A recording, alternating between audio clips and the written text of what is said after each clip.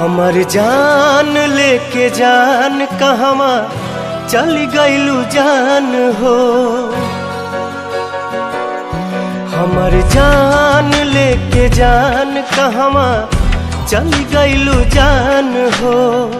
माटी में मिला दिहलू सारा अरमान हो। प्रीत में हमके दगा दिहलू तू दिल के दर्द बढ़ा के। पल भर में सपना भुला दिहलू तू दिल के दर्द बढ़ा के।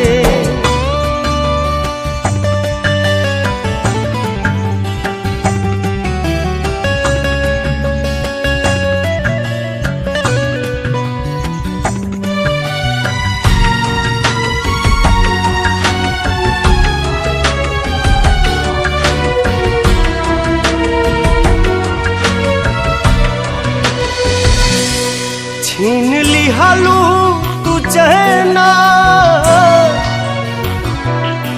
दर्द घटले घटे ना। कट गइल पंख अब ता ना उड़ी मन के मैना।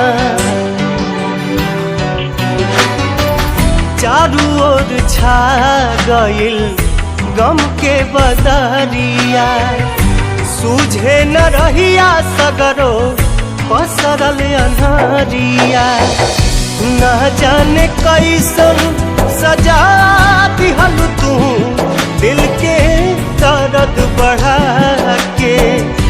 पल भर में सपना भुला दिहलू तू दिल के दर्द बढ़ा के।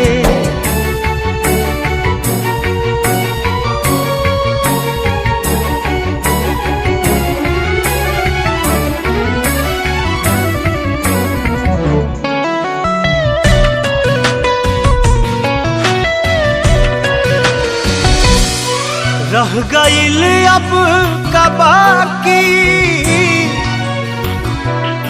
दर्द हो गइल साथी। दिल जे तुर ले के कैसे दिल दी माखी। तू तो बढ़ा दिहलू रिश्ता में दूरी। शायद तोहरा खातिर रहे जरूरी।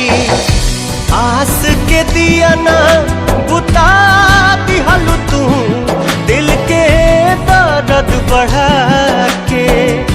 प्रीत में हमके दगा दिहलू तू दिल के दर्द बढ़ा के।